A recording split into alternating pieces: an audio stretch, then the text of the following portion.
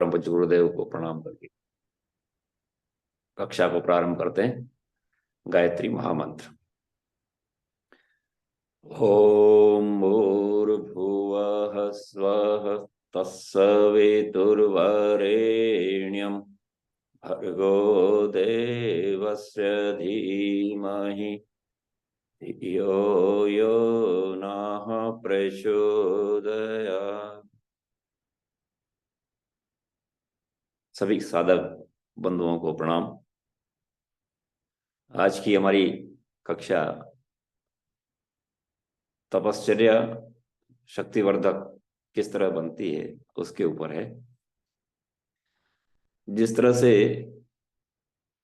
अग्नि सभी वस्तुओं के पदार्थों को जला करके नष्ट कर देती है, उसी प्रकार तपस्या हमारे पापों को नष्ट करके नया जीवन, नया उत्साह प्रारंभ कर देती है। तपस्या भी ऐसी ही अग्नि है जो गल करके, जला करके या उन कर्मों को बदल करके हमारे सामने रखती है। पापों के समूह को गला करके नरम कर देना, बदल कर देना, अपने मन के अनुरूप उसको तैयार कर देना, ये हमारी तपस्या के ऊपर निर्भर करता है।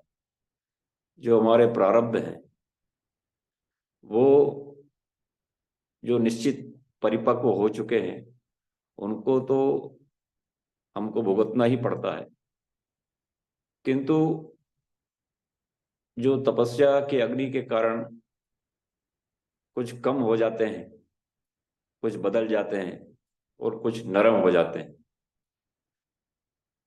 बदल जाना यानी जिस तरह से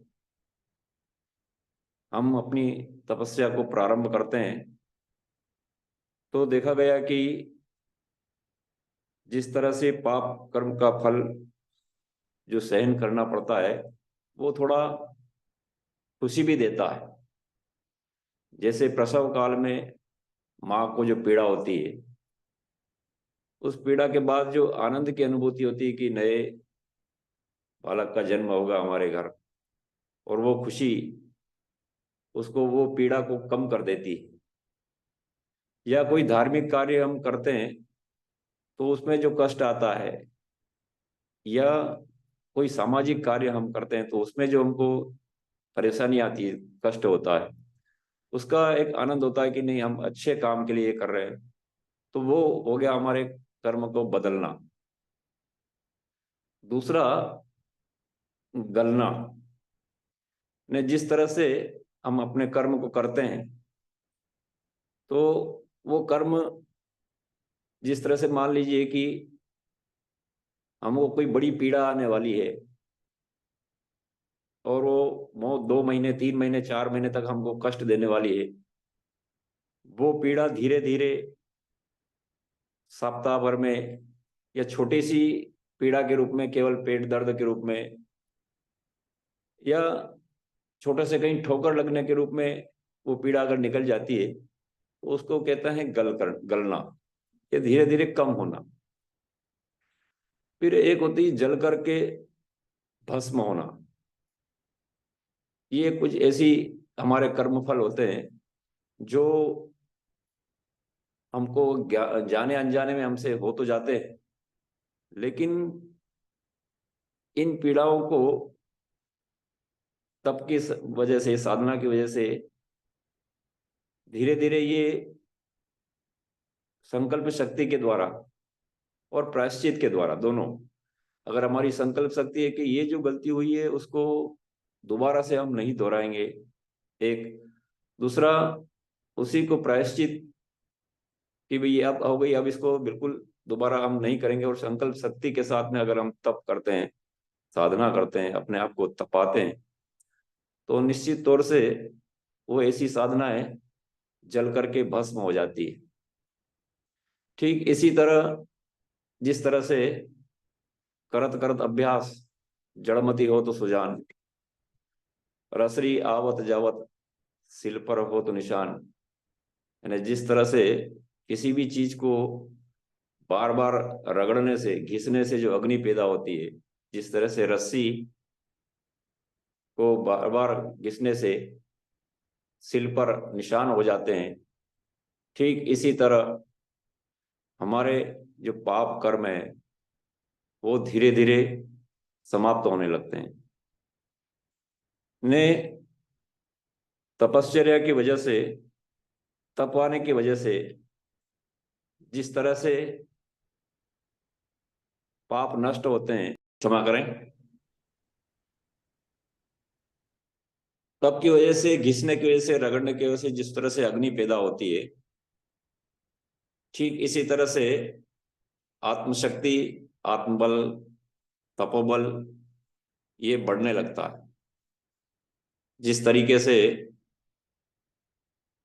समुद्र को मंथन करने से 14 रत्न प्राप्त हुए, धरती को भी अगर मंथन करते तो अन्न पैदा होता है, दही को मथने से नवनीत निकलता है, मक्खन निकलता है। ठीक इसी तरह से आत्म मंथन करने से, आत्म साधना करने से हमारे अंदर उमंग, उत्साह, धैर्य, साहस, इन गुणों की वृद्धि होती है। समुद्र मंथन की हमने कहानी सुनी है, विष्णु पुराण में ये आता है कि समुद्र मंथन करने से 14 रत्न निकले, और ये 14 रत्न हमारे शरीर से ही निकलते हैं। जिस तरह से हम अगर साधना करते हैं, मंथन करते हैं, तो इसकी शुरुआत हमारे शरीर से होने लगती है। यानी जिस तरह से समुद्र मंथन में 14 रत्न निकले, तो पहला रत्न निकला विष, और विष निकलने का मतलब ये है कि हमारे शरीर से शुरुआत इसी से होती है। जब हम किसी काम को की शुरुआत करते हैं, चाहे वो व्यापार हो, चाहे वो सामाजिक काम हो, तो सबसे पहले शुरुआत होती है आलोचना की। और अगर आलोचना अगर होती है तो ये मान लीजिए कि ये आपका विष है, इसको अगर आपने पीना सीख लिया, इसको आपने अपने अंदर धारण करना सीख लिया, तो आलोचना से फिर ये जो 14 रत्न जिस तरह से निकले थे, उस तरह से आगे बढ़ने लगती बात। फिर दूसरा उसमें निकलता है कामधेनु। यानी आपने अपने काम के प्रति, अपनी साधना के प्रति अगर आपने विष पीना सीख लिया, लोगों की आलोचनाओं का, लोगों की उपासनाओं, उपहासों का, तो फिर कामधेनु जैसी प्रतिभा आपकी तैयार होने लगती है। कामधेनु की प्रतिभा जब तैयार हो जाती है, तो उसको दोने का, यानी आपकी प्रतिभा का पुरुषार्थ, काम करने का तरीका वो बदलने लगता है, और कामधेनु जैसी प्रतिभा आपकी तैयार हो जाती है। फिर उसमें आगे समुद्र मंथन में निकला उच्चैश्रवा नाम का घोड़ा। यानी आपकी प्रतिभा, जब आपकी संकल्प शक्ति, आपके पुरुषार्थ से 24 घंटे काम करने की क्षमता आपकी बन जाती है, तो फिर आपके काम को, आपकी प्रतिभा को उच्चेश्वरा घोड़ा की तरह गति मिल जाती है। फिर गति मिलने के बाद में ऐरावत हाथी नाम का जो रत्न निकला, वो भी हमारे शरीर के अंदर से निकलता है। और जब आपकी प्रतिभा को, आपकी पुरुषार्थ को गति मिल जाती है, संकल्प शक्ति को गति मिल जाती है, तो फिर हाथी की तरह आपकी चाल, आप मस्ती हो जाती है। फिर आलोचनाओं का, जिस तरह से हाथी के पीछे कुत्ते भौंकते हैं लेकिन हाथी को कोई प्रभाव नहीं पड़ता, वो अपनी मस्ती में चलता रहता है। इसी तरह से प्रतिभा अगर आपकी निखर आती है, आलोचनाओं की परवाह किए बिना, तो ऐरावत हाथी की तरह हमारी प्रतिभा एक गांव से दूसरे गांव को, एक दूसरे गांव से तीसरे गांव को इस तरह से फैलती रहती है। और जिस तरह से कहा जाता है कि राजा तो स्वदेशी पूज्यते किंतु विद्वान सर्वत्र पूज्यन्ते। यानी आपकी प्रतिभा फिर फैलने लगती है एक गांव से दूसरे गांव। तो ऐरावत हाथी के बाद में फिर एक कौस्तुभ मणि निकली।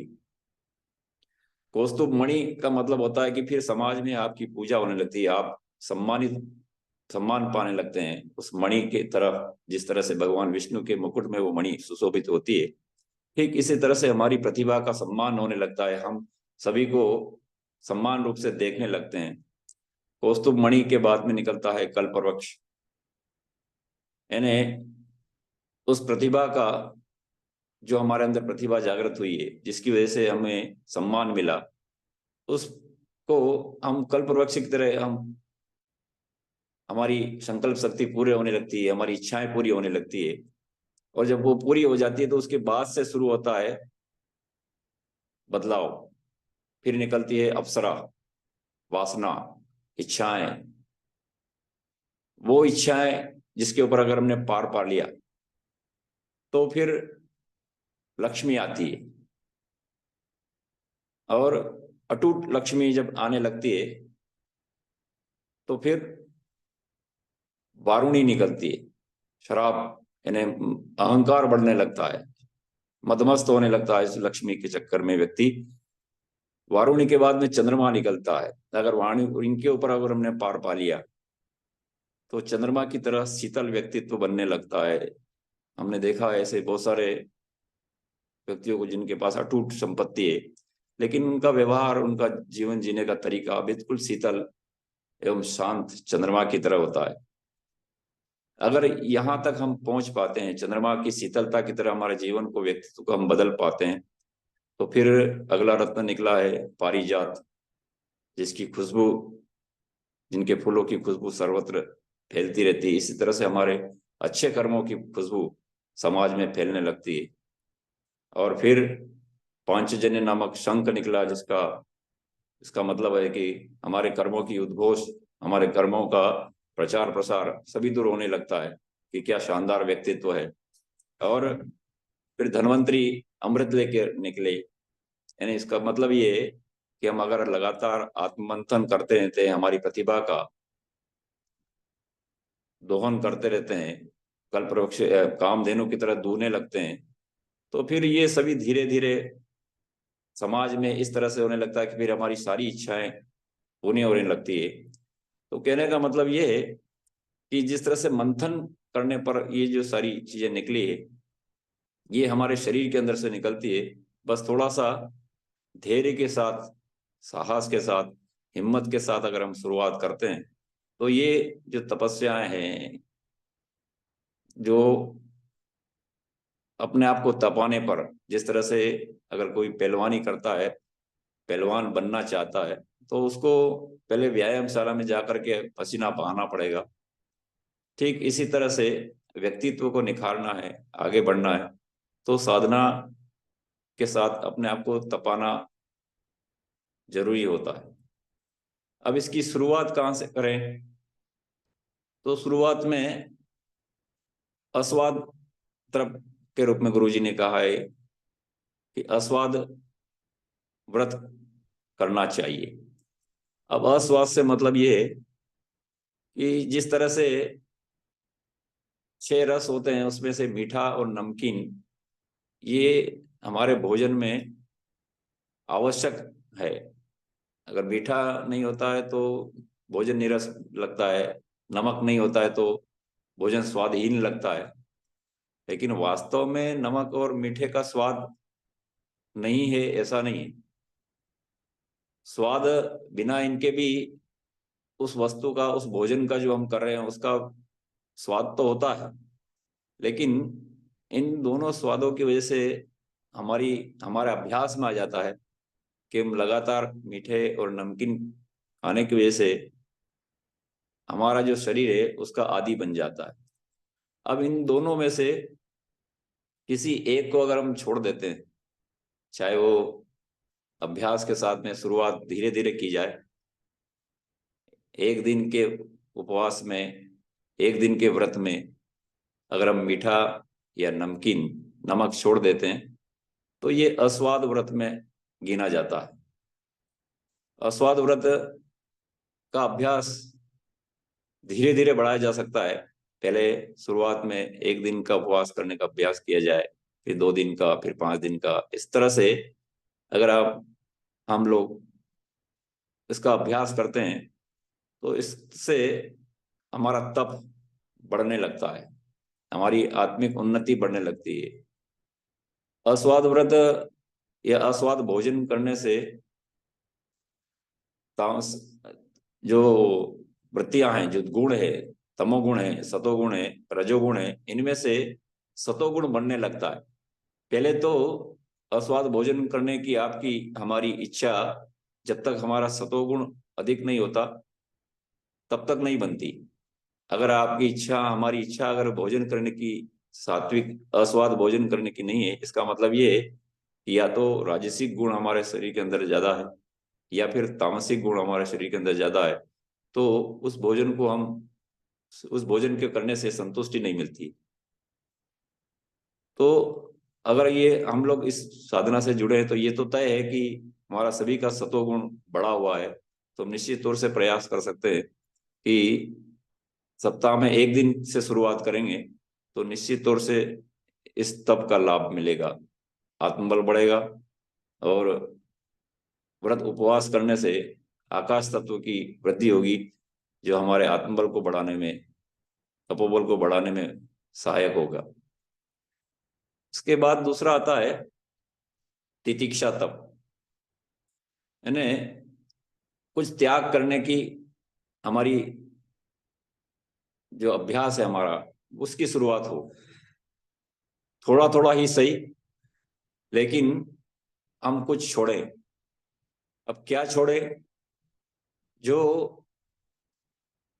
हम लोग काम करते हैं, जो समाज में हम लोग काम करते हैं, उससे धीरे धीरे हमारा जो अभ्यास है उसकी उसके हम लोग आदी आदी हो जाते हैं। रहन सहन से लगा करके, खाने पीने से लगा करके, सारी जो हमारी व्यवस्था है व्यवहारिक जीवन में, उनकी वजह से हम लोग आदी हो जाते हैं।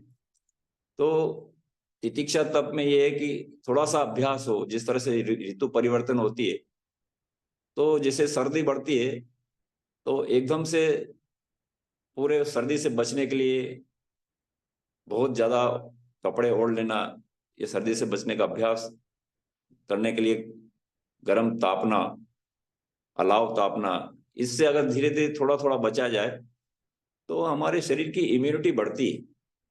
जैसे ही सर्दी प्रारंभ होती है तो सीधे एकदम गर्म पानी से नहाने की शुरुआत करने के बजाय हम लोग अगर थोड़ा सा सहन करके थोड़ा से ठंडे पानी से नहाने का प्रयास करते हैं तो हमारे शरीर की इम्यूनिटी बढ़ती है।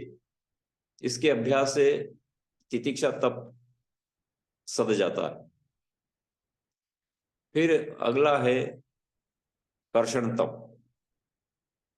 कर्षण तप यानी हमारे जो काम है उसको हम दूसरों से न करवा करके खुद अपने आप से अगर हम काम करते हैं तो ये कर्षण तप में आता है। और छोटे छोटे काम, बहुत बड़े काम नहीं, शुरुआत इसकी छोटे छोटे काम से होती है, तो कर्षण तप में गिना जाता है। हम अपनी व्यवस्थाएं जो हमारे आसपास की है, नहाने से लगा करके, उठने से लगा करके, रात को सोने तक जितनी भी क्रियाएं हम लोग करते हैं, तो उसमें दूसरों का सहयोग न लेकर के अगर इसकी शुरुआत हम खुद से करें तो ये कर्षण तप में गिना जाता है। हम अपने कपड़े खुद धो सकते हैं, नहीं ज्यादा तो अंडर गारमेंट्स को कम से कम धो ही सकते हैं, इसकी शुरुआत हो सकती है। हमारे भोजन की थाली को हम साफ कर सकते हैं। साफ नहीं कर सकते तो वहां से उठा करके जहाँ साफ करते हैं वहां तो रख ही सकते हैं। हम अपने भोजन करते समय पानी, जल को खुद भर करके बैठ सकते हैं। तो ये छोटे छोटे जिनको तप गिना जाता है, इसकी शुरुआत करने से हमारी आदत बनती है काम करने की, इस पे अभ्यास बनता है और ये कर्षण तप में गिना जाता है। फिर इसके बाद में आता है उपवास। गीता में उपवास को बड़ा महत्व दिया गया है। उपवास का मतलब होता है एक समय आहार करना और उस आहार के साथ में दूसरे समय या तो फलाहार कर लिया जाए या रस या किसी फलों का जूस पी लिया जाए, तो ये उपवास की शुरुआत हो जाती है।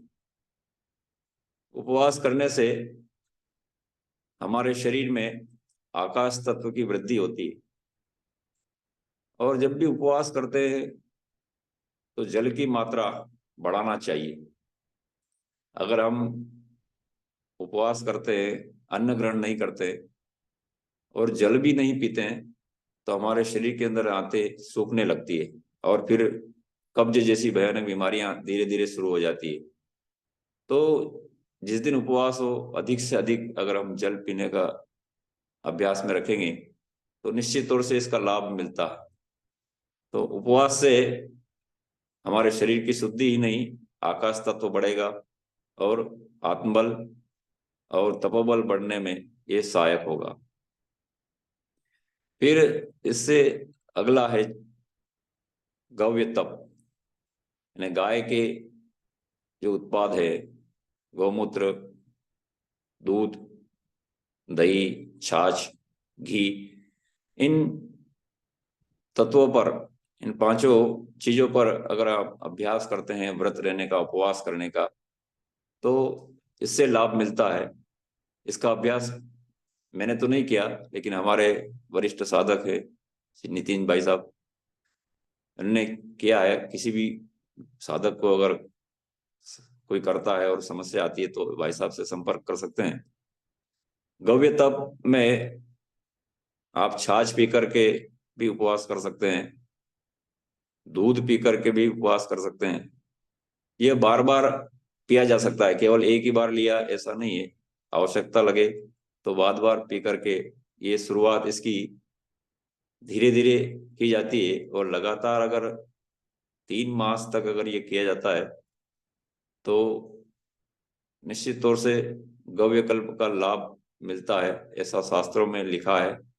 इसका अभ्यास मैं नहीं कर पाया, लेकिन गाय के उत्पाद का बड़ा महत्व है, क्योंकि गाय के अंदर एक सूर्य केतु नामक नाड़ी होती है जो उसकी कंधे के ऊपर होती है, और उसके सभी उत्पादों में उस सूर्य के तेज का प्रभाव रहता है।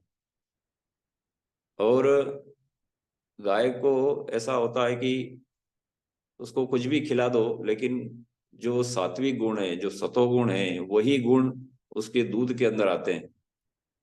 इसका एक प्रैक्टिकल अभी हमारे यहाँ पास में गौशाला है, उसमें किया गया कि गाय को लगातार 1 वर्ष तक कुछ जहरीले तत्व दिए गए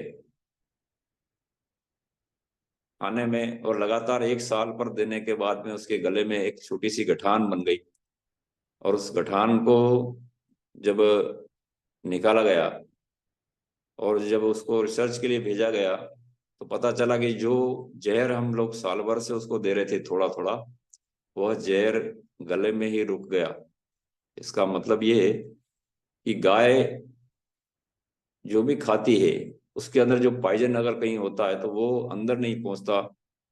इसलिए उसके जो उत्पाद हैं, चाहे वो दूध हो, दही हो, घी हो, वो सतोगुणी में गिने जाते हैं।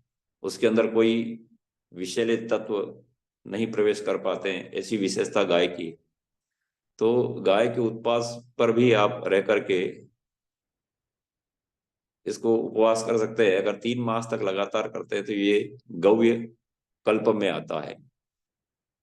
फिर इसके बाद में आता है प्रदातव्य तप।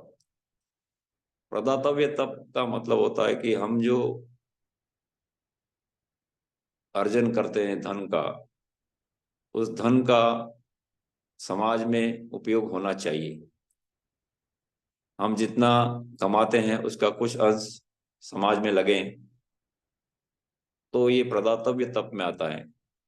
अगर धन नहीं लगा सकते हैं तो समय लगाइए, समय नहीं लगा सकते हैं तो शरीर का उपयोग करिए। इसलिए गुरुजी ने एक जगह सूत्र में लिखा है, संकल्प सूत्र में, कि अपनी प्रतिभा, समय, पुरुषार्थ, ज्ञान एवं धन का एक अंश लगाते रहेंगे। यानी धन अगर हमारे पास नहीं है तो गुरुजी ने इसलिए धन को बाद में रखा है, पहले समय को रखा है, पहले पुरुषार्थ को रखा है, फिर ज्ञान को रखा है। इन चीजों को अगर हम बांटते रहते हैं तो ये भी सभी प्रदातव्य तप में गिना जाता है। प्रदातव्य तप करने से भी हमारा आत्मबल बढ़ता है, क्योंकि जो काम हम समाज के लिए करते हैं, जो समय हम समाज के लिए देते हैं, उससे बड़ी आत्मिक संतुष्टि मिलती है। ये हमने अनुभव किया है कि जब भी मन कहीं खराब होता है तो कहीं भी सामाजिक काम कार्य में अगर हम चले जाते हैं तो आत्मिक शांति मिलती है, आत्मिक अनुभूति मिलती है। और कुछ नहीं हुआ तो किसी मंदिर पे चले गए, झाड़ू लगा करके आ गए, मंदिर पे साफ सफाई करके आ गए, तो उससे लगता है कि नहीं, हमने कुछ काम किया है, यानी अपने समय का, अपने प्रभाव का, अपने पुरुषार्थ का, अपने ज्ञान का, ये अगर हम लोग समाज में बांटते रहते हैं तो निश्चित तौर से इनका रिटर्न हमको मिलता है और आत्मिक शांति मिलती है। क्योंकि व्यक्ति जब कमाता है खुद के लिए तो केवल परिवार तक सीमित रहता है, अपने और अपने बाल बच्चे, अपने माता पिता वहीं तक सीमित रहता है। किंतु जब वो समाज को देने लगता है तो हजार गुना लौट करके फिर वापस आता है। तो ये प्रदातव्य तप करने से हमारा जो उमंग है, हमारी उत्साह है, हमारे जो आत्मिक गुण है, इनको बढ़ने में सहायता मिलती है। उसके बाद में आता है निष्कासन तप। निष्कासन तप यानी हमारे अंदर कोई ऐसी बुराई हो, उसको निकालना। अब वो कैसे निकालें? गुरु जी ने लिखा है कि या तो एक किसी ऐसे मित्र को मित्र बना लीजिए, उस मित्र को कहिए, ऐसा मित्र जो आपकी बात को कहीं दूसरे से नहीं कहे। ऐसा अगर मित्र से आप एक बात को शेयर करते हैं, अपने मन को हल्का करते हैं, तो ये भी निष्कासन तप में आता है। अगर मित्र नहीं है अच्छा, तो अपने आराध्य के प्रति, अपने भगवान के प्रति, अपने गुरु के प्रति, अपने गुरु के सामने हम अगर अपने तप का, अपने बुराइयों का इजहार करते हैं तो निश्चित तौर से इसमें आत्मिक शांति मिलती है। तो निष्कासन तप प्रायश्चित तप के रूप में भी गिना जाता है। अगर कोई कार्य ऐसा हो जाता है जिसकी हम प्रायश्चित करना चाहते हैं लेकिन किससे कहें, तो इसका अभ्यास अगर हम अपने गुरु के सामने, इसका इजहार हम अपने गुरु के सामने या अपने इष्ट मित्र के सामने अगर कर देते हैं तो मन हल्का होने लगता है। तो निष्कासन तप भी हमारे मन को शुद्ध करने का, अपने आत्मबल को बढ़ाने का, अपनी शक्तियों को बढ़ाने में सहायक होता है। तो ये जो 5-6 तप हमने अपने से बात भी करी, अस्वाद तप से शुरुआत की जा सकती है। साधना की शुरुआत अपने आप को तपाने की शुरुआत। जब तक हम अपने आप को तपाएंगे नहीं, जिस तरह से सोना जमीन से निकल करके तपाते नहीं तब तक सोना कुंदन नहीं बनता, इसी तरह से अगर व्यक्तित्व को निखारना है तो ये साधनाएं की शुरुआत अस्वाद तप से हम करेंगे तो थोड़ा थोड़ा अपने आप को तपा करके निश्चित तौर से अपने व्यक्तित्व में को निखारने में हमें सहायता मिलेगी। धन्यवाद भैया, हमने आपको समय आपने हमको समय दिया, बहुत बहुत धन्यवाद। ये बहुत बहुत आभार भी है आपका। तो बहुत ही अम, ये तपश्चर्याओं के ऊपर तो बहुत कुछ बोला जा सकता है, लेकिन बहुत ही सारगर्भित शब्दों में आपने और अनुभव के साथ में इसको रखा, तो इसके लिए बहुत बहुत आभार। मेरा निवेदन है श्री अनिरुद्ध सिंह चौहान जी से कि वो कृपया जो है अब आगे के तप के बारे में जी हम सभी को मार्गदर्शन दें। जी भाई साहब प्रणाम। जी भाई साहब प्रणाम, बाबूजी को प्रणाम, सभी साधकों को प्रणाम।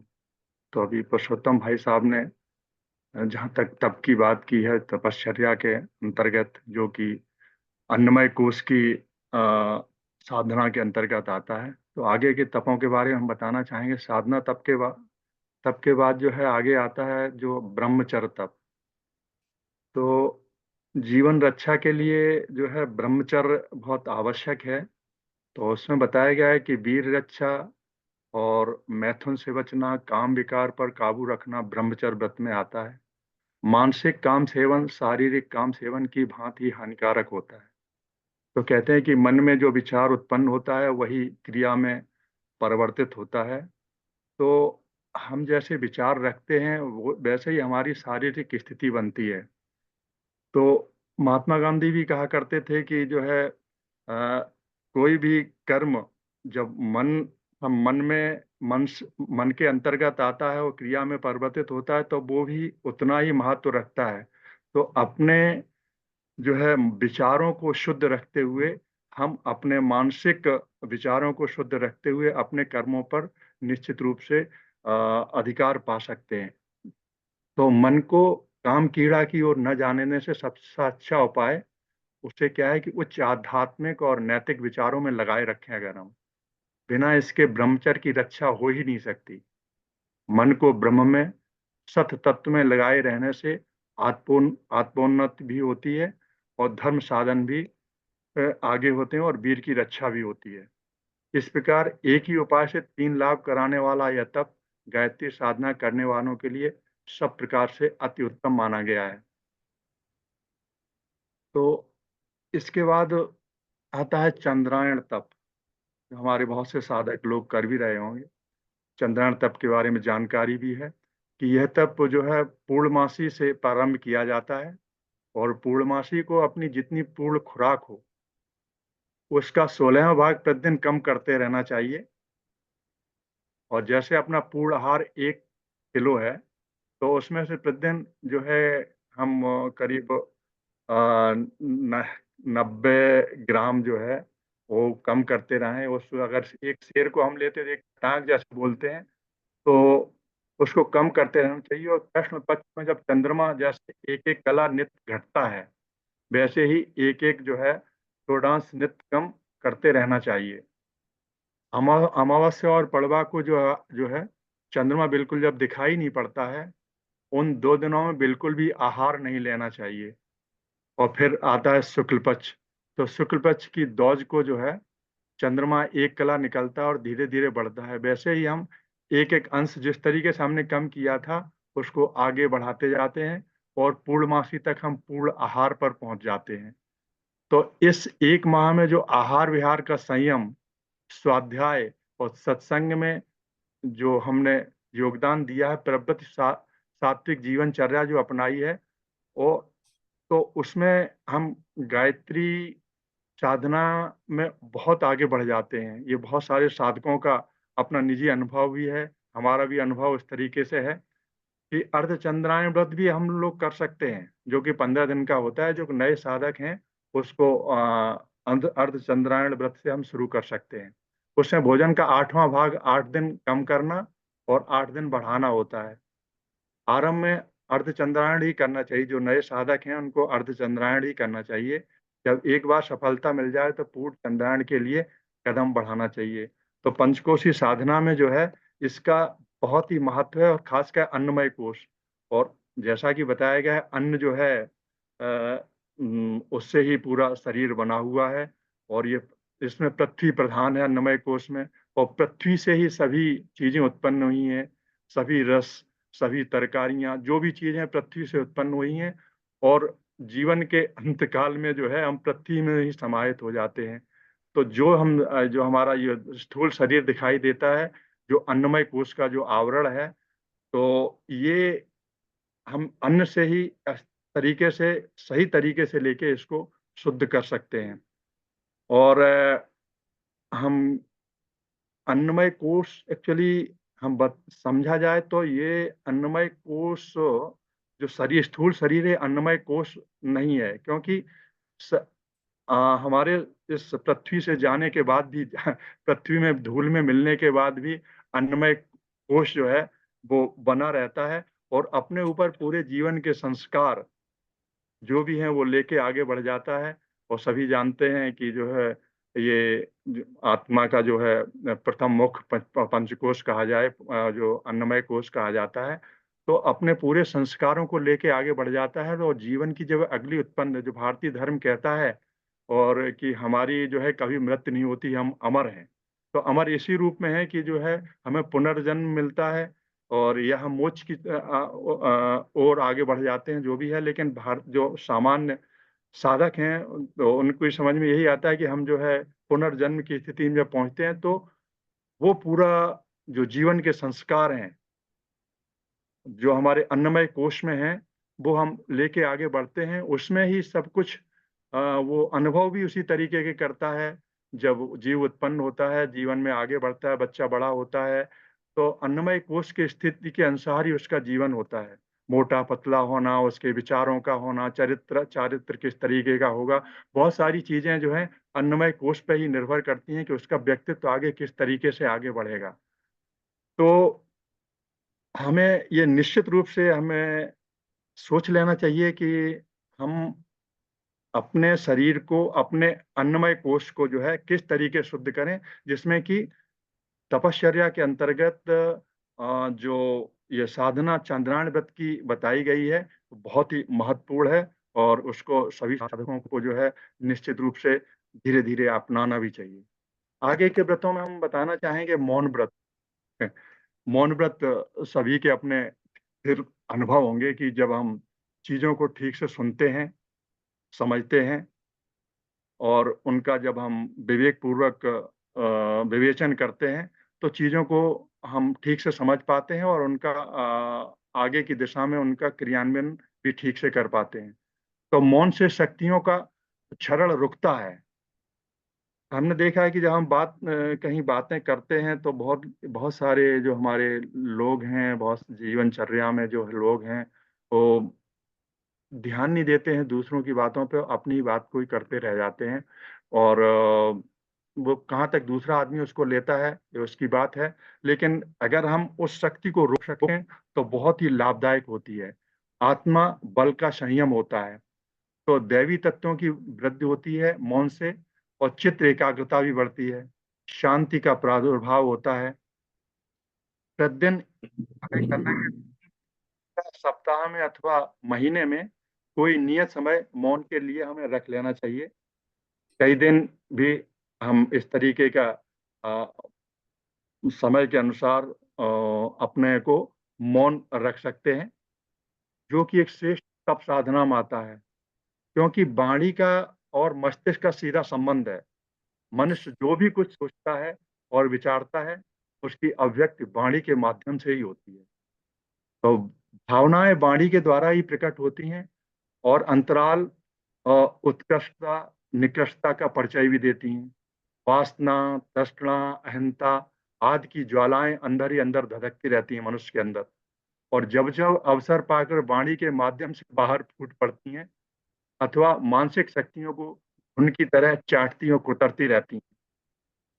अध्यात्म साधनाओं में इसीलिए वाणी को संयम को मानसिक संयम के साथ संबद्ध कर दिया गया है और कहा गया है कि विचारणा, भावना और आकांक्षा पक्ष से मानसिक शक्तियों का क्षरण रोका जाए, पर अव्यक्त पक्ष से वाक संचय न किया जाए। मौन की गणना मानसिक तप के रूप में की गई है और गीताकार ने कहा है कि मन प्रसादा सौमत्यम गौन मात्म विनिग्रह, अर्थात मन की प्रसन्नता, सौम्य शीतलता, शालीनता, मौन, मनोनिग्रह और विचारों की शुद्ध मानसिक तप कहे जाते हैं। इससे न केवल एकाग्रता बढ़ती है वरन शक्ति का अपव्यय भी रुकता है। तो मौन साधना का जो है बहुत हमारे जीवन में महत्व है, तो हमें ये अपनाना ही चाहिए। साधकों को जो है इससे एक नई अभिवृद्धि होती है उनकी साधना क्रम में। शरीर क्रिया विज्ञानियों का कभी कहना है कि शरीर के जिन कार्यों में सर्वाधिक शक्ति खर्च होती है और वह एक वाणी है। हमारी जो वाणी है इसके संयम का महत्व न समझने वालों की प्राय यही मान्यता होती है कि चलो बोलने में क्या लगता है, और लेकिन उन्हें यह पता नहीं होता कि बोलने में कितनी अधिक मानसिक शक्ति खर्च होती है। 1 घंटे अगर हम लगातार बोलने पर बोलते हैं तो हम थकान का भी अनुभव करते हैं। मानो 4 घंटे तक शारीरिक श्रम के बराबर वो हो जाता है। क्योंकि वाक तंत्र का जो सीधा संबंध जो जो है वो मस्तिष्क से है। बाकी कार्य तो हम हाथ पैर से करते हैं, और उस समय हमें कुछ ध्यान उस तरीके का नहीं रहता है, पर बोलते समय सारा ध्यान जो है हमें लगाना पड़ता है, और मुख से उच्चरित शब्द बकवास मात्र न रह जाए, इसलिए हमें बहुत वाणी पे ध्यान देने की आवश्यकता होती है। मनुष्यों ने जो है वाणी के अपव्यय को रोकना आवश्यक ही नहीं, बहुत अनिवार्य बताया है। तो सामान्य जीवन में भी कार्य करते समय बोलने और मौन रहने का अंतर समझा जा सकता है। जो व्यक्ति मौन रहते हैं, उनकी बुद्धि अपेक्षाकृत अधिक स्थिर तथा संतुलित रहती है। संतुलित विचारों वाला हानि लाभ हित अनहित के प्रसंगों पर बड़े धैर्यपूर्वक सोच विचार करके ही आगे बढ़ता है। संकट या आपत्ति के समय मौन द्वारा प्रखर की हुई विचार शक्ति बड़ी सहायक सिद्ध होती है। कभी भी देखा जा सकता है कि जब मनुष्य किसी गहन प्रसंग पर सोचना चाहता है, तब वह एकांत की तलाश करता है? सब अनुभव होगा। न तो वह उस समय बोलता है और न किसी से बात करता है। तो बोलना और विचार करना दोनों क्रियाएं एक साथ नहीं हो सकती। विचारक जितने गहरे मौन में उतर जाता है, समस्याओं का सार्थक हल खोज कर ले आता है। महात्मा गांधी को जब किसी विकट समस्या से गुजरना होता था, तो मौन की स्थिति में चले जाते थे, और सप्ताह में वो एक दिन मौन रखते थे। उनका कहना था, मौन आत्मिक बल बढ़ाता है। आत्मिक बल बढ़ाने वाले मौन के साथ और भी बातें जुड़ी होती हैं। मौन से मौन को उनने सर्वोत्तम भाषण बताया है, और कहा है कि अगर बोलना ही पड़े तो कम बोलना चाहिए। यदि एक शब्द से काम चल जाए तो दूसरा मुंह से निकालना ही नहीं चाहिए। एक क्राइस्ट इन साइलेंस नामक कृति में सीएफ एंड्रूज ने कहा है कि महान व्यक्ति वही होते हैं जो यह जान लेते हैं कि आध्यात्मिक शक्ति भौतिक शक्ति से अधिक बलवान है। आत्मशक्ति को जागृत करने का सबसे अच्छा और सरल उपाय उसने कुछ समय के लिए मौन होकर ईश्वर प्रार्थना को बताया है। तो वस्तुतः मौन हृदय की भाषा है। मौन से एक शब्द कहे बिना भी अपनी भाव संवेदना व्यक्त की जा सकती है, और जितना असर वाणी का होता है, उसमें कहीं अधिक प्रभाव वह जिह्वा से उच्चारित होने वाली जो वाणी होती है, उसको हम बैखरी कहते हैं। इसमें मुंह से बोलना होता है। इसको वाणी को भी 4 भागों में बाँटा गया है, और तो जो हम उच्चारण जो कर रहे हैं उसको बैखरी कहते हैं, और इसमें मुंह से हम जो बोलते हैं और कान से सुनते हैं, मस्तिष्क इसका निष्कर्ष निकालता है। इसके उपरांत भी 3 वाणियाँ और हैं, मध्यमा, परा और पश्यन्ती। तो ये 4 वाणियों में इस जो है मध्यमा में मन बोलता है, उसका परिचय चेहरे की भाव भंगिमा से अंग संचालन पर आधारित संकेतों से समझा जा सकता है। जब और परा अंतःकरण से भाव संवेदनाओं के रूप में प्रकट होती है। उसे प्रसन्नता, खिन्नता, उदासी के रूप में क्रियान्वित होते देखा जा सकता है। इसका प्रभाव एक व्यक्ति से उठकर दूसरे में प्रवेश करता है, और उस संप्रेषण की प्रतिक्रिया ब उस और उस संप्रेषण की प्रतिक्रिया में जो है, प्रेषक के पास वह शब्द किस रूप में वापस लौटते हैं, ये उसकी वाणी पर निर्भर करता है। इसे मौन वार्तालाप में भी कह सकते हैं। इसमें चेहरे को देखकर अंतराल को समझने के लिए प्रयास नहीं करना पड़ता है। आगे होती है पश्यन्ती। तो पश्यन्ती विशुद्धता आध्यात्मिक है। इसे देववाणी भी कहा जाता है। इसे आकाशवाणी और ब्रह्मवाणी भी कह सकते हैं। यह पराचेतना के साथ जब टकराती है और वापस लौट कर आती है, तो वहाँ के समाचारों को देती है, जो अदृश्य जगत की विभिन्न प्रतिक्रियाओं के रूप में सक्रिय रहते हैं। ऐसे अदृश्य दर्शन भी कहते हैं। इसी माध्यम से देवताओं की पराचेतना के साथ संभाषण एवं आदान प्रदान भी इसी माध्यम से होता है।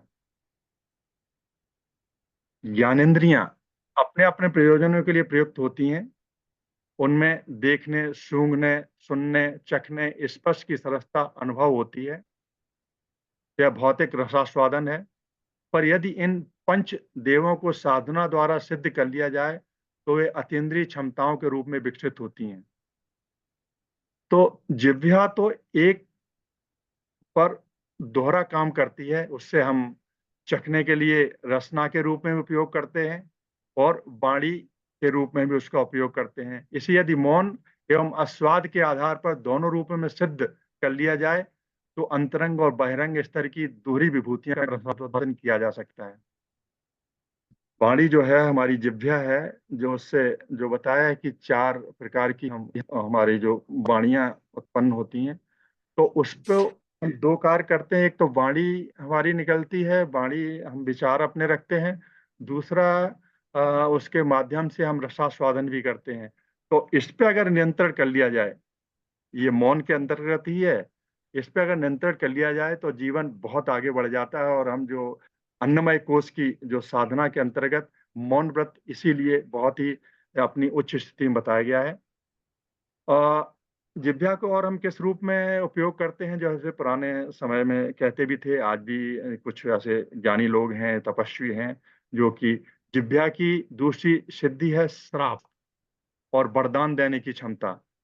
तो साधारण वाणी जानकारियां देने भर के लिए काम आती हैं, पर तप, भूत जिह्वा सत्पुरुषों एवं सत्परिणामों के वरदान रूप में वर्षा करती है। यदा कदा ऐसा भी आवश्यक होता है कि बढ़ते हुए अनाचार को रोकने और थामने के लिए उसके मार्ग में अवरोध खड़ा करना पड़ता है। उस समय जो है इस अभिशाप जो वाणी जो है, वाणी के रूप में अभिशाप भी दिया जाता है, शाप भी किया जाता है। तो दूसरा है पूजा, प्रार्थना, मंत्रोच्चारण, जप आदि जिह्वा के सारे ही बन पड़ते हैं। तो इसीलिए कहा गया जिह्वा को पवित्र होना बहुत आवश्यक है। यदि जिह्वा पवित्र न हो तो उससे मंत्र शक्ति उत्पन्न नहीं होती है और उसकी पुकार देवलोक तक पहुंचती है। साप, वरदान जैसी क्षमता भी उत्पन्न नहीं होती अगर जिह्वा हमारी पवित्र नहीं है। इसलिए शरीर स्नान करने से पहले मुख मार्जन करना पड़ता है, मुख को साफ करना पड़ता है। अपना सुंदर जो है, हम जब तपस्याएं कर्म कांड करते हैं उसमें आचमन के माध्यम से हम अपने आप को शुद्ध करते हैं, जिह्वा को शुद्ध करते हैं। शारीरिक स्वास्थ्य की दृष्टि से भी इसी की प्रमुखता भी है। जो सवेरे स्नान नहीं कर सकते वो उठते ही कुल्ला तो करते ही हैं। जितनी बार भोजन किया जाता है उतनी बार भोजन के अंत में कुल्ला करने, आचमन करने की प्रथा है। तो ये सब जो हमारी जिह्वा के लिए बताया गया है। अच्छा हो और साधने के अवसर पर आहार शुद्धि का भी ध्यान रखा जाए। जिह्वा को ज्ञानेंद्रिय और कर्मेंद्रिय दोनों ही माना जाए। भोजन प्रयोजन में वह कर्मेंद्रिय रहती है और वार्तालाप में ज्ञानेंद्रिय बन जाती है। तो ये जो है हमने एक मौन तप के अंतर्गत जो है, तपश्चर्या के अंतर्गत मौन जो तप आता है उसकी विवेचना की है। आगे हमारा एक अर्जन तप आता है इसी क्रम में, जो विद्याधन जो है, विद्याध्ययन है, शिल्प शिक्षा, घूमना और पहलवानी, संगीत आदि किसी भी प्रकार की उत्पादक उपयोगी शिक्षा प्राप्त करके अपनी शक्ति, योग्यता, क्षमता आदि को बढ़ाने के लिए जो तप किया जाता है उसको हम अर्जन तप कहते हैं। विद्यार्थी को जो है आगे परीक्षा क्रम में सफल होने के लिए कष्ट उठाना पड़ता है और उसे बहुत सारी सुविधाओं को छोड़कर मन मारकर जो है अपनी पढ़ाई पर ध्यान देना पड़ता है। और वह तप का लक्षण अगर हम अपना लें और विद्यार्थी को एक संस्कार के रूप में दें तो उसका जो है विद्यार्थी जीवन एक तप के रूप में आगे बढ़ता है और उच्च अवस्था पर पहुंचता है।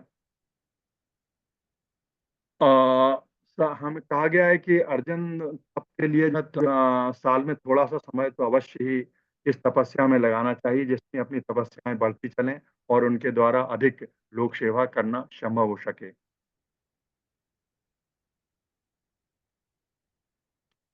जो आगे आगे के क्रम में हम अ, बताना चाहेंगे गायत्री के, जो हम एक बार फिर आपको ले जाना चाहेंगे गायत्री के 5 मुखों में जो है, आत्मा के 5 कोशों में प्रथम कोश का नाम ही अन्नमय कोश है। अन्न का सात्विक अर्थ है पृथ्वी का रस। पृथ्वी से जल, अनाज, फल, तरकारी, घास आदि पैदा होते हैं और उन्हीं से ही दूध, घी, मांस आदि बनते हैं। यह सब अन्न कहे जाते हैं। इन्हीं के द्वारा रजवीर बनते हैं और इन्हीं से शरीर का निर्माण होता है। अन्न द्वारा ही देह बढ़ती है, पुष्ट होती है तथा अंत में अन्न रूप पृथ्वी में ही भस्म होकर सड़ गलकर मिल जाती है। अन्न से उत्पन्न होने वाला और उसी में जाने वाला या देह प्रधानता के कारण ही अन्नमय कोश कहा जाता है। यहाँ यहाँ हमें ध्यान देने की आवश्यकता इस बात की है कि जो हाड़ मांस का ये पुतला जो दिखाई देता है, वह अन्नमय कोश की अधीनता में है, पर उसे ही अन्नमय कोश न समझा जाए। मृत्यु हो जाने पर देह तो नष्ट हो जाती है, पर अन्नमय कोश नष्ट नहीं होता। जैसे कि हमने पहले बताया था, वह जीव के साथ रहता है। बिना शरीर के भी जीव भूत योनि में, स्वर्ग नरक में उन भूख प्यास, सर्दी, गर्मी, चोट, दर्द आदि सहता है, जो स्थूल शरीर से संबंधित है।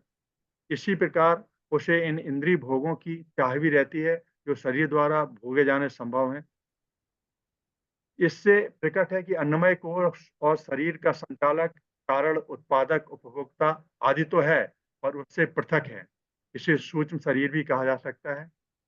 तो इसीलिए आवश्यकता होती है कि जो हम पंचमय कोश में जो प्रथम कोश है, उसको किस तरीके से शुद्ध करें, उसके लिए जो भी तपश्चर्याएँ बताई गई हैं, उस पर पूरा ध्यान देते हुए हम आगे बढ़ा जाए। अगर हम अन्नमय कोश को ठीक नहीं कर पाएँगे प्रथम स्थिति में, तो हमारे अंदर जो भी रोग उत्पन्न होंगे, तो रोग हो जाने पर हम डॉक्टर के पास जाएँगे, उपचार, औषधि और आदि के द्वारा वो रोगों का उपचार तो कर पाएगा, जो स्थूल शरीर से संबंधित हैं।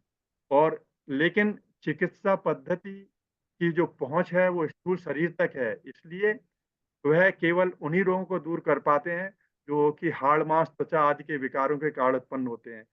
जीवनचर्या में हम लोगों ने देखा है कि बहुत सारे जो है मनुष्य कई सारी बीमारियों से ग्रसित होते हैं, कई तरह के इलाज कराते हैं, लेकिन वो आगे जो पद्धति है, जो भौतिक पद्धति है, चिकित्सा की शल्य चिकित्सा आदि से भी बहुत सारे रोग जो है खत्म नहीं हो पाते हैं। वो क्योंकि जो है अन्नमय कोश के जो विकार हैं, जन्म जन्मांतर तक चलते रहते हैं। तो उसी के लिए ये सभी तपश्चर्याएँ रखी गई हैं, सभी तप रखे गए हैं, जिससे उन बीमारियों का, उन रोगों का इलाज हो सके, जो कि स्वस्थ रहने के लिए सर्वाधिक ज़रूरी है। तो अन्नमय कोश की स्थिति के अनुसार शरीर का ढांचा और रंग रूप बनता है। उसी के अनुसार इंद्रियों की शक्ति होती है। बालक जन्म से ही कितनी शारीरिक त्रुटियाँ, अपूर्णताएँ, विशेषताएँ लेकर आता है। किसी की देह आरंभ से ही मोटी, किसी की जन्म से पतली होती है। तो आँखों की दृष्टि, वाणी की विशेषता, मस्तिष्क का भौड़ा या तीव्र होना, किसी विशेष अंग का निर्बल या न्यून होना अन्नमय कोश स्थिति के अनुरूप ही होता है। शरीर अन्न से बढ़ता है और बनता है। अन्न इसीलिए अन्न की शुद्धता बहुत महत्व रखती है। जैसे शरीर के 5 कोष हैं, वैसे ही अन्न में 3 कोष हैं, स्थूल, सूक्ष्म और कारण। स्थूल में रहता है स्वाद और भार, सूक्ष्म में प्रभाव और गुण तथा कारण कोष में अन्न का संस्कार रहता है। अन्न की बात कर रहे हैं हम। जिह्वा जो है, अभी क्या है कि जब अन्न तैयार होता है, जिह्वा से केवल भोजन का स्वाद मालूम होता है। पेट उसके बोझ का अनुभव करता है और रस उसकी मादकता अ, और उष्णता आदि प्रकट करती है। तो उसका अन्नमय कोश पे इस रस का जो है संस्कार जमता है। और मांस आदि उनके अभक्ष्य पदार्थ ऐसे हैं जो जीव को स्वादिष्ट तो लगते हैं। इसीलिए बार-बार कहा गया है कि जो है अभक्ष्य का भक्ष्य ना किया जाए। कि अगर हम अभक्ष्य का भक्ष्य करेंगे मांस आदि, तो हो सकता है कि अभी आपको लगे कि हम मोटे तगड़े या वो कुछ हो रहे हैं, लेकिन आने वाले समय में या उसके जन्मांतरों में वो एक रोगों का साधन बन जाएगा। तो इसीलिए हमारा जो भोजन है बहुत सात्विक होना चाहिए। उसमें क्योंकि सूक्ष्म संस्कार होते हैं और जो अभक्ष्य है वो अन्नमय कोश को विकृत कर देता है और इसका परिणाम अदृश्य रूप से आकस्मिक रोगों के रूप में जन्म जन्मांतर तक कुरूपता एवं शारीरिक अपूर्णता के रूप में चलता है। तो ये हमें एक अंदर एक संकल्प यहाँ से उभरना चाहिए कि जो है अगर हम पंचकोश साधना में आगे बढ़ रहे हैं, हम आगे चल रहे हैं, तो हमें निश्चित रूप से अभक्ष्य का भक्ष्य न करें। तो कितने ही शारीरिक विकारों की जड़ अन्नमय कोश में ही होती है, उनका निवारण दवा दारू से नहीं, यौगिक साधनाओं से ही हो सकता है, जैसे संयम चिकित्सा, शल्य चिकित्सा, व्यायाम, मालिश आदि जो है। शारीरिक स्वास्थ्य से बहुत कुछ अंतर पड़ता है इससे। वैसे कुछ ऐसी भी प्रक्रिया है जिनके द्वारा अन्नमय कोश को परमाणु परिपुष्ट किया जा सकता है।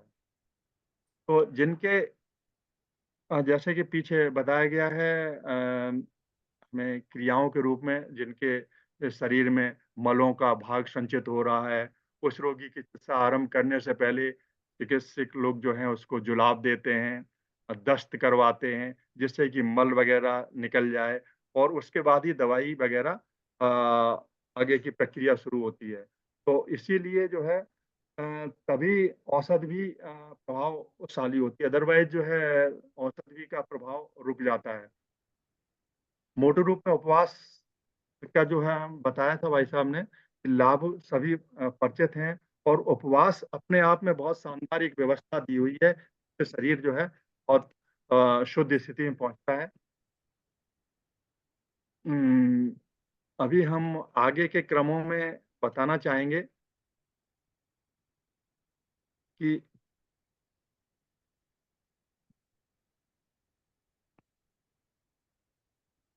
अ, बहुत सारी चीज़ें हैं, जल जल मात्रा है वगैरह-वगैरह। जो इन जो तप के और जो प्रथाएँ दी हैं, इनका उद्देश्य जो है, हम अगर लेते हैं तो धर्म साधना के नाम पर पृथ्वी की पोषक से द्वारा साधुओं को लाभान्वित होना पड़ता है। जैसे इसमें हम मिट्टी वगैरह का भी उपयोग करते हैं, मिट्टी को अ, स्वास्थ्य सुधार के रूप में निर्दोष पवित्र भूमि पर नंगे पाँव पर टहलना, जहाँ छोटी-छोटी हरी घास उग रही हो, वहाँ पर टहलना बहुत ही लाभदायक होता है। तो जो पंच तत्व ये को शुद्ध ये तत्व शुद्धि के उसके अंतर्गत आता है। तो पंच तत्व शुद्धि का एक अलग विषय बन जाता है। तो उसमें हम आगे की प्रक्रिया में जब क्लासेस वगैरह होंगे, जैसे कि सबको मालूम है पंच तत्व का एक विशेष क्लासेस बाबूजी ऑलरेडी ले चुके हैं और हमारे साधक जो है बताते हैं। तो उसको हम उससे लाभान्वित हो सकते हैं। तो हम अपने समय के अनुसार जो है अ, यहाँ पे विराम लेना चाहेंगे और आगे के क्रम में भाई साहब से हम कहेंगे कि बाबूजी अपना मार्गदर्शन दें और जहाँ भी कोई प्रश्न वगैरह बनते हैं तो उनका निवेचन किया जाए। धन्यवाद। जी भाई साहब, बहुत बहुत धन्यवाद। तो आइए, बाबूजी से निवेदन है कि बाबूजी का मार्गदर्शन में प्राप्त हो। जी।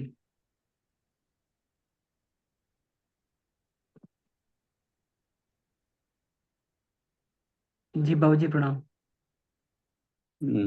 जी प्रणाम। पुरुषोत्तम मौर्य जी को प्रणाम, भाई सरफराज चौहान जी को प्रणाम, सभी पार्टिसिपेंट्स को प्रणाम लगन से। देखिए, पहले तो अमन जी को बहुत बहुत आभार। शिक्षक उत्पादन यंत्र बहुत बढ़िया से गुरुदेव के अनुशासन में चल रहा है, इसके लिए पूरी पंचकोश रिसर्च ग्रुप को बहुत ही श्रद्धा से नमन करते हैं। तो गुरुदेव ने एक अच्छा, इतना बढ़िया एक प्लेटफॉर्म दिया है ग्लोबल, कि हर व्यक्ति चाहता है कि अपने अनुभवों को विश्व को दें। तो इसमें अनुभव को हमें देना है अपने व्यवहार से। तो इसमें जितने भी ग्रुप में हैं, रिसर्च ग्रुप में, सभी को अपने अपनी साधना का लंबा प्रैक्टिस करके और उसको विश्व के सामने रखनी है। और एक खुला मंच है उदारता पूर्वक पूज्य गुरुदेव का, इसमें हम अपने अनुभव को दें विश्व को, तो उससे विश्व के बहुत लोग लाभान्वित। एक और अमन जी बात पाई जाती है कि प्रैक्टिकल, जैसे 100 साधक एक साथ प्रैक्टिकल किसी खास चीज पर कर रहे हैं, तो सबके अनुभव अपने खट्टे मीठे अपने ढंग के होते हैं। उनका अपना संस्कार, अपना खान पान रहन जो आइडियोस्फीयर होता है, तो उस आइडियोस्फीयर में रह करके व्यक्ति करे तो वो कैसा अनुभव करेगा। कि ईश्वर ने गजब की व्यवस्था बनाई है कि हर आदमी के शरीर और मन की बनावट अलग की है, जो पूरे यूनिवर्स में नहीं मिलेगा। और अजूबा है हर व्यक्ति। तो हमें हर व्यक्ति से सीखनी चाहिए और उनके अनुभव से देखना चाहिए कि कैसे क्या। देखिए, आज का जो विषय है तप, बहुत अच्छा इन्होंने जी ने भी ये बताया कि तप से कुंडलिनी भी तप साधना में आता है। और उसका मंथन करेंगे, जागरण करेंगे, इससे दूध में घी मिला हुआ है। अब मथानी से मथे जा रहे हैं तो मंथन की प्रक्रिया तप है, घर्षण। और हीट होगा दूध में, आप जमा दिए हैं, दही जामन डाले हैं, हो गया, तो उसमें से मक्खन घुला हुआ था जो ऊपर तैरने लगेगा। तो वही ये समुद्र मंथन से जो 14 रत्न निकले थे, समुद्र मंथन शरीर के भीतर में की जाने वाली तपस्याएं, और वो शरीर में ही दिखता है। सोचिए, वो धनवंतरी पानी में क्या कर रहा था, आदमी पानी में थोड़े कहीं रहता है। यानी साधना करेंगे तो शरीर निरोग होगा, निरोगता को धनवंतरी कहता है। शरीर सुंदर हो जाता है, आदमी कलात्मक होता है, ऐसे बेतरतीब जीवन जीता है, अस्त व्यस्त। और वही व्यक्ति आर्ट ऑफ लिविंग, कलात्मक, उठना बैठना चलना बोलना, art of living, art of singing, art angle of vision, ये चेंज होता है। आर्ट ऑफ डेकोरेशन, घर परिवार की वस्तुओं को भी सजा के रखना शुरू करेगा। इसी को अप्सरा कह दिया गया, सौंदर्यीकरण कला है। जीवन सुगंधित होने लगता है। तो ये हमें प्रेरणा मिलता है कि शक्ति हर फील्ड में शक्तिवर्धक साधनाएं हैं। और गायत्री का ऐसा क्रिया योग में आता है। गायत्री के क्रिया योग के जो 19 उपकरण है, क्रियाओं के प्रारूप, इसमें वो सब कुछ पाया जा सकता है। तो जो गुरुदेव ने बहुत बड़ा काम किया कि क्रिया योग के नाम पर बहुत 74, 72, 76 ये विभिन्न प्रकार की क्रियाएं, उसमें से फिल्टर किया गुरुदेव ने। उन 76 क्रिया योगों में से जो क्रिया योग के नाम पर चल रहे हैं, जिनको मर्जी है करें, लेकिन उसमें से फिल्टर करके 19 ऐसा निकाला, 19 क्रिया योग, गायत्री का क्रिया योग जैसे नाम, जैसे गायत्री रामायण, गायत्री गीता, तो गायत्री का क्रिया योग भी है। ये 19 प्रकार की क्रिया योग वो सब कुछ दिला देगा जो विश्व की सारी क्रियाएं दिलाती।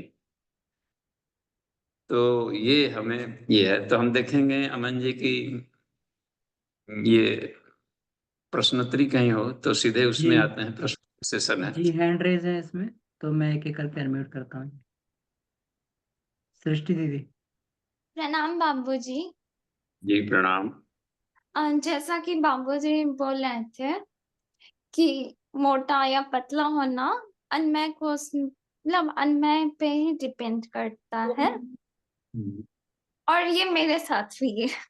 मतलब हम पतले हैं और ये कितना भी खाए पिए तब भी नहीं, मतलब वैसे के वैसे ही रहते हैं, और सब परेशान करते रहता है कि ऐसे क्यों है, पतले क्यों है। तो क्या मतलब कैसे समझाया भी नहीं जा सकता है। देखिए, एंगल ऑफ विजन, पतले हैं दुबले हैं नहीं, यदि आप स्टूडेंट हैं तो आपके मेरिट से लोग प्रभावित हैं। कितना मोटा विद्यार्थी था, कितना छोटा विद्यार्थी था, कितना दुबला विद्यार्थी था, इस पर नहीं, कितना ब्रिलियंट विद्यार्थी था। तो इस शरीर को इतना भर करना है हमें कि वह निरोग रहे और एनर्जेटिक रहे, बस दुबले पतले पर न जाए। तो उनके अनुसार फिर मोटाने लगेंगे तो और इस तरीके से तो हमें ताकतवर बने रहना है, बस एनर्जेटिक रहिए। धावक जितने होते हैं विश्व में दौड़ने वाले, कोई मोटा नहीं होता है। तो उसको हमें उन कमेंट पर नहीं ध्यान देना है, हमें ये देखना है कि हम कमजोर फील न करें बस, और ऋषियों के रास्ते पर बढ़ते चले। ब्रिलियंट हो जाएंगे तो सारे मोटे वाले भी देखिएगा कि आपके पास आ रहा है ट्यूशन पढ़ने के लिए, वो सब करने के लिए, सब आएंगे। तो ब्रिलियंसी से आपकी प्रतिभा की पहचान होगी। विद्यार्थी का विनयशीलता दोनों हो, ब्रिलियंट भी हो लेकिन शालीन हो। तो 4 चांद लग जाएगा इसमें। विद्या ददाति विनयम, और विद्या से आदमी के सूर्य की तरह चमकता है, सूर्य रेखा है। तो वैसे में आप अधिक ध्यान दें और सूक्ष्म शरीर को अधिक मजबूत करें। इससे 100 गुना ताकतवर होता है। अन्न से प्राण में ताकतवर है, उससे 100 गुना मनो में, उससे 100 गुना विज्ञान में, 100 गुना सब 100 गुना अधिक। ये सब है 100 गुना तो कम ही बोल रहे हैं, अनंत गुना सब ताकतवर होता है।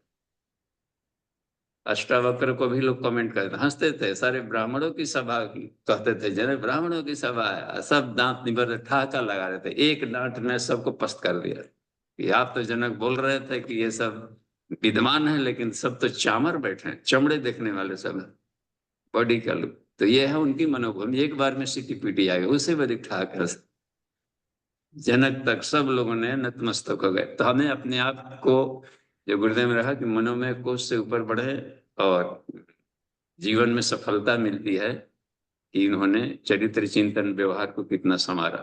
ये व्यवहारिक तप है। थैंक यू, खुश रहिए, मस्त रहिए। प्रणाम बाबूजी। प्रणाम। आगे बढ़ते हैं अमन जी। प्रणाम बाबूजी। सुमन दीदी। हाँ, प्रणाम बाबूजी, प्रणाम भैया। क्लास, अच्छा क्लास के लिए धन्यवाद बाबूजी। भैया ने बोला क्या कि आत्म मंथन समुद्र मंथन की तरह है, गुरुदेव भी यही लिखते हैं। तो सही में बीच से जो होता है आलोचना ही होता है। अच्छे से एक्सप्लेन किया उन्होंने। तो आलोचना को विष का हलल करने के लिए किसी देवता में सामर्थ्य नहीं था। ओनली भगवान शिव ही उसको हलाल पी पाए। जबकि सभी देवता तो नहीं, इंद्र तो जरूर आत्मज्ञानी थे, तो सब भाग गए और भगवान शिव ही आए और उसको हलाल पी पाए। तो हमारे जीवन में भी आलोचना तो बहुत होता है, पर मतलब मेरे साथ क्या होता है, अगर कोई आलोचना किया, मुझे इतना डिसगस्टिंग फील होता है कि मैं उसके पास दोबारा जाती नहीं हूँ। तो ऑफिस में तो ऐसे चलेगा नहीं ना कि दोबारा जाना ही पड़ेगा। सीनियर के पास तो सॉरी बोल के हम चले जाते हैं, ठीक है सीनियर है। लेकिन जूनियर अपने कैडर के लोगों के पास मैं जाना ही नहीं चाहती, और ऐसी परिस्थिति बनती है कि मुझे जाना ही पड़ता है। तो ऐसी परिस्थिति में कैसे तालमेल करे, और वो मतलब आलोचना रूपी विष को कैसे पचाए। मेरे से तो पचता नहीं है बाबूजी। मैं तो या तो रिप्लाई करती हूँ या उससे कट जाती हूँ। उपेक्षा, उपेक्षा भी नहीं करना है, रिप्लाई भी नहीं करना है। मौन व्रत के बारे में भी इतना गुरुदेव ने लिखा है, मौन भी नहीं रह पाते हैं। तो थोड़ा सा प्रकाश चाहिए। देखिए दीदी, इसमें जैसे बाकी हम लोग तप कर रहे हैं, तो 12 तपों में ये मौन भी एक तप है। तो मौन अच्छा, दूसरी बात है कि अपने मनोभावों को गोपनीय भी न रखें। गायत्री मंत्र कंट्राडिक्टरी लगता है ना, पर अपनी मनोभावनाओं को खोल दें, नहीं तो भीतर अपने ही टेंशन रोग पैदा करेगा, दबाएंगे सर। अच्छा, इधर बोलता है कि मौन भी रहे। तब दोनों में से दोनों को तालमेल कैसे बिठाया जाए, तो उसके लिए भी तरीका है इसमें कि मन ही मन ने उनको अनसुनी कर दें। हाँ, इनका तवक्कल है, साधना करते तब समझते हमारी इमोशन को। तो इस तरीके से आप मन ही मन, इसको शब्द से बैखरी से केवल न बोले, मन ही मन भड़ास निकाल रहे। अब यह है कि और सरवाइव करना है, तो सर्वाइवल के लिए जो बैखरी को आपने केवल साध लिया, तो ये तब कहला जाएगा इसमें। और बाकी को उनको जवाब दे दिए, तो वो जवाब उनको सुधारेगा, अंतरिक्ष में जा जाकर के उनके खोपड़ी में जा जाकर के सुधारता रहेगा। और हमें अपना सर्वाइवल करते, इसको कहा जाता है व्यवहारिक तप। ये पुरुषोत्तम मौर्य जी या अनिरुद्ध सिंह चौहान जी, इन लोग अपने व्यवहारिक तप को अधिक प्रखर किया है इन्होंने व्यवहारिक जीवन में। तो वो हमें बनानी है। तो इसमें आपको प्रज्ञोपनिषद पढ़िएगा, तो उसमें 5वें मंडल में एक बात आती है। याज्ञवल्क्य ऋषि बता रहे हैं भरद्वाज को, देखिए सप्तर्षियों को ही पढ़ा रहे हैं, तपस्वियों में याज्ञवल्क्य सबसे आगे थे। उनको व्यवहारिक तप उनका बहुत ही प्रखर था। तो उन्होंने कहा कि देखिए, जो समाज में महामानव होते हैं, वो जहां भी आदर्श देखते हैं, आदर्श के विरुद्ध कुछ काम हो रहा है, तो उसके प्रति वो खड़े हो जाते हैं और युद्ध करते हैं। साथ ही साथ में प्रतिकूलताएं या अवांछनीयता देखते हैं, कहीं भी अवांछनीयता, अनुचित, तो उससे लड़ते हैं। और जानबूझ करके लड़ते हैं। इसके दिक्कत क्या होती है कि उनका अभाव होता है। मान लो कोई जॉब में है, लड़ेंगे तो कुछ सस्पेंड होगा, कुछ प्रमोशन नहीं होगा, कुछ ये होगा, तो वो जानबूझ करके सहता है ऐसे लोग, और अभावग्रस्तता का भी सहेगा। इस सहने की प्रक्रिया को तप कहते हैं। अब देखिए कितना ही कमाल का है। गांधी को चाहते तो जीवन भर बढ़िया से सूट वूट पहन के रह सकते, धनी मानी थे, लेकिन देखा भाव संवेदना को विकसित कर लिया था, तो समाज के लिए सहा और किया, और देखिए कितना एक अल्प वस्त्रों में ही से काम चला करके आगे बढ़ते रहे। जैन जी से हुए, महावीर जी, तो ये सब लोगों ने अपने आप को अपरिग्रह अपनाया है जानबूझ करके। गुरुदेव के पास क्या कमी थी, जानबूझ करके जिए। एक और भी घटनाक्रम हमको बड़ा अच्छा लगता है गुरु जी का, कि कहा जाता है कि जब जा रहे थे हिमालय, दादा गुरु ने बुलाया, आइए तप करना है। तो शुरुआत वाला समय में कुछ और लोग चल पड़े। तो कुछ दूर गए, रास्ते में कि तू लोग कहाँ जा रहे हैं, तो उन्होंने कह दिया हम लोग गंगोत्री जा रहे हैं। तो चलो हमको भी चलना है। तो साथ ले लिए 5-10 मान लीजिए जो होंगे। तो जहां जहां छांव पड़ती थी तो कुछ थक जाते थे, तो बोलते थे कि तू लोग यहाँ पर छांव में सुस्ता लो बच्चों, खाना वाना भी खा लो जो साथ में लियो, और मैं भी आ रहा हूँ सो करके। देखते थे कि वो पेड़ के छांव में नहीं गए, वो गंगा जी के रेत में, तपती रेत में जाकर उधर सो करके रेत में सो रहे कंबल ओढ़कर। तो ये लग रहा है ना कि व्यवहारिक तप बड़ा गजब का होता है। तो हमें कुंदन निखारेगा, तो सुन लेंगे तो उसमें बात नहीं है, आया काम दया काम। तो हमें उनके माइंड को जाने, एक डॉक्टर की तरह देखें कि बेचारे का अभ्यास नहीं है ऐसा बोल रहे हैं, और सीनियरिटी का भी एक रहता है थोड़ा सा ये, तो वो स्वाभाविक प्रक्रिया है। साधना ना आदमी करे तो इसको, इस मौन तप को व्यवहार में लाया जा सकता है, और भीतर वाले जो विचार है उसको ब्लास्ट करना, ताकि उसके मस्तिष्क में उनको लाभ मिलता रहे, अपने भी नहीं दबेगा और सामने वाला भी माहौल खराब नहीं होगा। धन्यवाद। अमन जी देखिए तो नेक्स्ट। जी शशि दीदी। नहीं, इनका तो सृष्टि का हो गया है। जी बाबूजी प्रणाम। शशि दीदी हैं बाबूजी। जी अच्छा बाबूजी। जी, बाबूजी हाँ जी, हाँ जी प्रणाम कहा जाए।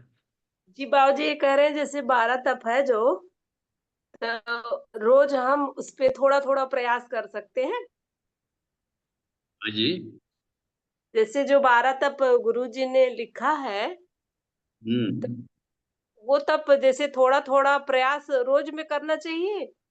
हाँ, वो करना ही पड़ेगा। आपका सुबह में जगना है, जाड़ा हो या पाला हो, कैसे देखिए सब कुछ सो रहा है, आप क्लास में बैठे हैं, ये भी एक तपस्या है कि हम भी रजाई में सो सकते थे। तो थोड़ा थोड़ा करेंगे तब फायदा रहेगा। थोड़ा थोड़ा करते करते ही आदमी आगे बढ़ा है हर कोई। तो जब जैसी परिस्थितियां हो उसके अनुसार थोड़ा सा अपने आप को ढीला है स्क्रू तो टाइट कर ले। थोड़ा लुंज पुंज रहने से आलस प्रमाद आते रहता है शरीर में। तो रूटीनबद्ध जीवन जीने की प्रक्रिया शुरू करें, जहां जैसा मिले थोड़ा सा तपस्या बढ़ा दे।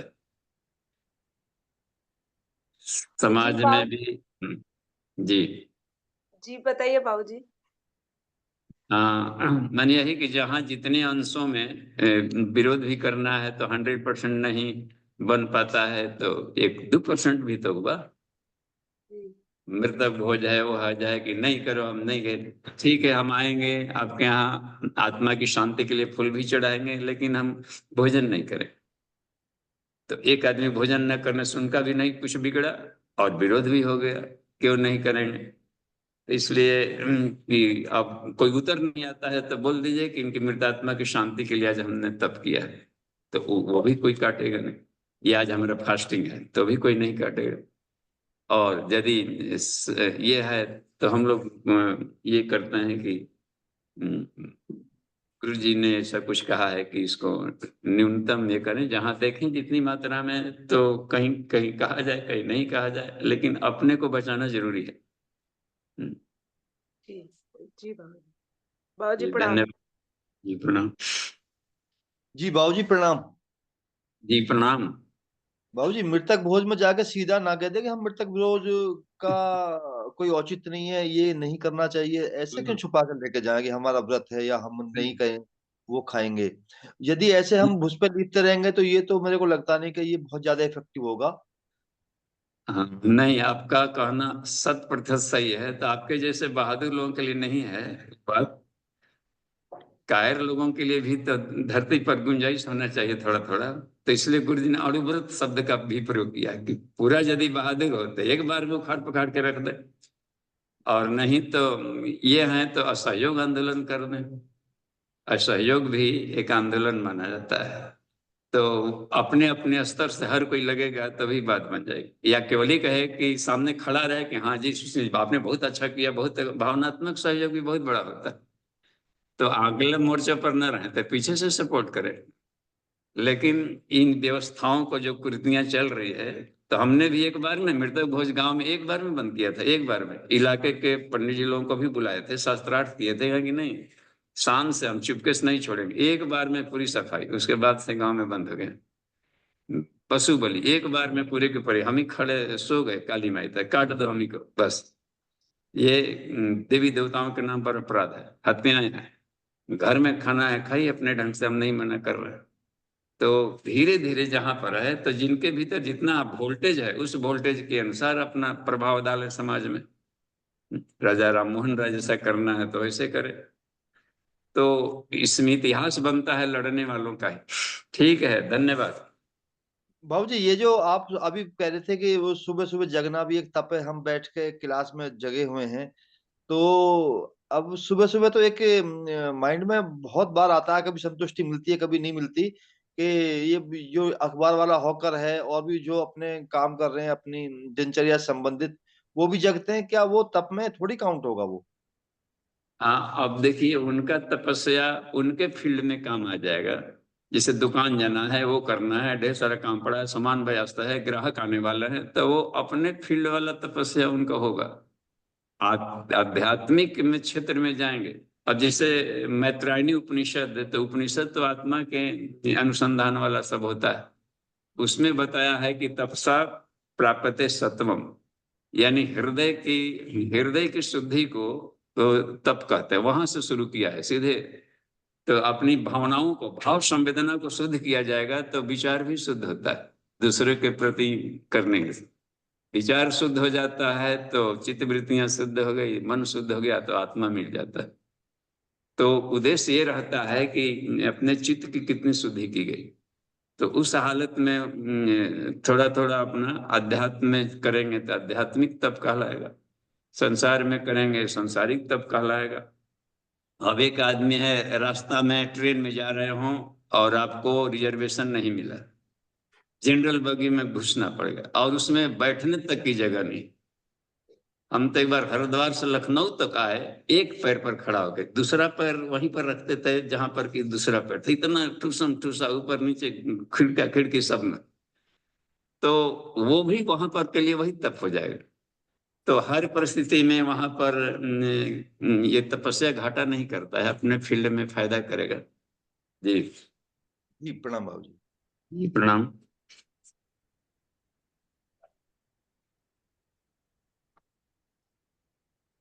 तो अमन जी देखा जी जाए। जी चैट में बाबूजी प्रश्न है। हाँ। वीरेंद्र प्रसाद यादव जी का प्रश्न है बाबूजी। हम्म। ये पूछ रहे हैं कि तप शारीरिक, मानसिक एवं आध्यात्मिक उन्नति के लिए सबसे अधिक प्रभावकारी है, कृपया प्रकाश डाला जाए। कौन सा तप हाँ शारीरिक, मानसिक एवं आध्यात्मिक उन्नति के लिए सबसे अधिक प्रभावकारी है? जी, अब इसमें आचार्य जी के लिए है कि देखिए पंचकोश तप का मतलब होता है शुद्धिकरण। तप जब भी किया जाता है तो गलाई के लिए किया जाता है। तप हीट दिए जाता है, हीट से क्या होगा कि गलेगा। तो खादर खुदर कचड़े पांचों ये शरीरों में है। अन्नमय कोश में भी है, प्राणमय कोश में भी है, मनोमय में है, विज्ञान में है, आनंदमय कोश में भी है। तो जहां भी ये है स्लैग सैंक कसाय कलमस है, किसी भी परत में है, उनको हमें शुद्ध करना है। तो शुद्धिकरण के प्रोसेस को तप कहते हैं। और पंचकोश साधना शुद्धिकरण साधना कहलाता है। पांचों कोशों को हम रिफाइंड करें, शुद्धिकरण करें। इस शुद्धिकरण में जो आपके क्रिया योग बताए गए हैं, वो क्रिया योग उस शरीर को रिफाइंड करेगा। तो उस कोष के लिए वो क्रियाएं तपस्या कहलाएंगी। और गुरुदेव ने एक काम और किया है कि एक ही इस काम से दोनों दुधारी तलवार, इनके क्रिया योग, गायत्री के जो क्रिया योग हैं पंचकोशों के, तो उस क्रिया योग में तप और योग दोनों जुड़ा हुआ है। किसी भी को भी देख लें करने हो तो, कि तपस्या के साथ में सिर्फ गलाई नहीं कर रहा है, उसमें अच्छे गुण भी दे रहा है, पॉजिटिव भी लाभ दे रहा है। ब्रह्मचर्य का तप है, इसमें अर्जन तप है। देखिए स्वाध्याय भी जोड़ दिया है, तो स्वाध्याय से आत्मज्ञान भी बढ़ रहा है और स्वाध्याय से हमारी चित्त वृत्तियों का भटकाव भी रुक रहा है, दोनों तरफ में आ रहा है। आहार संयम, तो इसी को इन्होंने कहा, देखिए श्री अरविंदो का पूर्ण युग है आचार्य जी, उसमें सबसे पहला यही है शुद्धि। तपस्या को ही लिया है शुद्धिकरण, और शुद्धिकरण सिर्फ बाहर का नहीं, तो प्राणों के पांचों परतों को भी शुद्ध किया जाए उनका तक। तो ये पांचों बॉडी के शुद्ध के लिए, हर कोष के लिए जो अलग अलग बताया गया है, साधना सोहमिति ऐसा तथा आत्मानुभूतिया स्वर्णाम संयम शैव, देखते हैं यहाँ पर, तो स्वरों का संयम ग्रंथि वेदस तथा विचार, ये तपस्या किया जाएगा तो अपना विज्ञान में कुछ शुद्ध हो जाएगा, यानी अपना अंतःकरण बिल्कुल रिफाइंड हो जाएगा। तो यह बात रहती। आनंदमय कोष के लिए जो शुद्धिकरण का उपाय दिया है, तो हर कोष के शुद्धिकरण के लिए वो वाला तप। एक और बात कि चूंकि तत्व में तत्व शुद्धि आ गई, इसमें भी है तत्व शुद्धि, तो तत्व शुद्धि न सिर्फ 5 तत्वों को ही न ले, तो फिजिकल हुआ 5 तत्व, 5 सूक्ष्म जगत के जो तत्व हैं। मन, एक लेयर मन का हो गया, दूसरा बुद्धि का लेयर है, तीसरा प्राण का लेयर है, चौथा आत्मा का लेयर है, और 5वां परमात्मा का लेयर है। इन सारे उन मोटे मोटे उन लेयरों को भी हमें साफ करें। तो ऊंची कक्षा में जो पहुंच गए हैं, टीचर्स ग्रुप में जो लोग हैं, वो चाहे कि सार्वभौम ले, ये वाला स्थूल वाला, ये वाला तब फिजिकल खत्म हो गया, तो एनाटॉमिकल भीतर वाला कॉन्शसनेस वाले लेयरों को शुद्ध करें। तो पीएचडी में वही करना होता है कि हमें अपने भीतर के कॉन्शसनेस लेयर्स पर भी ध्यान देना होता है। जी धन्यवाद।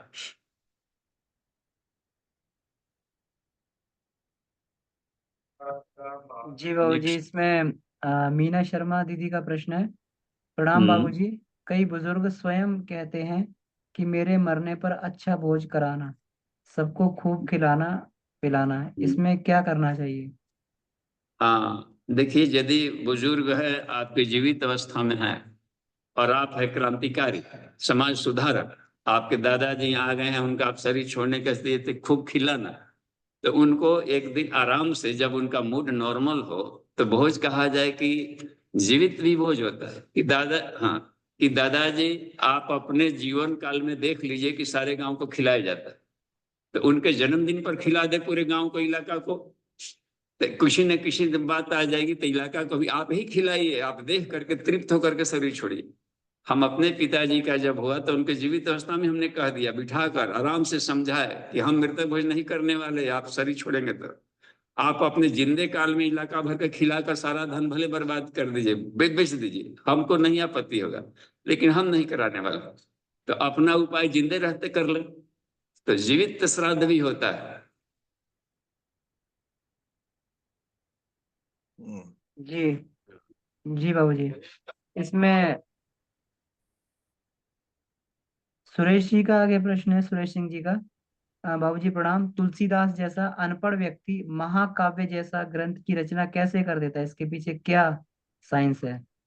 जी, इसमें सबसे बड़ा साइंस है कि तप, उन्होंने जो तप के साथ में त्याग भी जुड़ा हुआ है, तप त्याग, उनका सबसे बड़ा रूपांतरण हुआ था काम वासना का। पत्नी के प्रति जो आसक्ति थी, उस आसक्ति के उन्होंने चैनल को मोड़ दिया। आसक्ति था पत्नी में, और पत्नी के में वो भी हद से ज्यादा, वो भी केवल शरीर भाव में था। हाड़ मांस के देह मम जा पर इतनी प्रीति, तीसु आधो जो राम प्रति, अवश्य मिटहि भाव भी थी। और इतनी दुत्कार, इतना प्रयास, इतना जुनून को जब ठोकर लगा हो तो वो यू टर्न क्या करता है कि धड़ाम से साधक के जमीन से पूरी पृथ्वी को छीन लेता है। और वो यू टर्न जब लिया गया कि वो सारा जुनून लग गया अनुरक्ते परितत्र देहेन्द्रियेषु वैराग्यम यम इति उच्यते विधेय। यम नामक तप किया है कि उसके प्रति वैराग्य हुआ, और नियम वाला उन्होंने क्या काम किया है, अनुरक्ते परितत्व, यानी ईश्वरीय चैतन्यता के साथ में, ईश्वर के साथ में हद से ज्यादा चिपकाव, चिपकाव को कम नहीं किया है, चिपकाव को जुनून ला दिया है रत्नावली ने। इस जुनून से ईश्वर के प्रति चिपकाव को बढ़ा दिया, वो भी तप में आता है। उसके लिए सभी तरह के कष्ट सहे। उनके भी जो मानस लिखा हुआ था, लोगों ने फेंक दिया था नदी में। हम जाकर देखे हैं तो वहां पर उनके गांव पर गए हैं जगह कराने, तो थोड़ा सा प्रति बची हुई थी और उसके अक्षरों को देखा कैसा लिखते थे ये।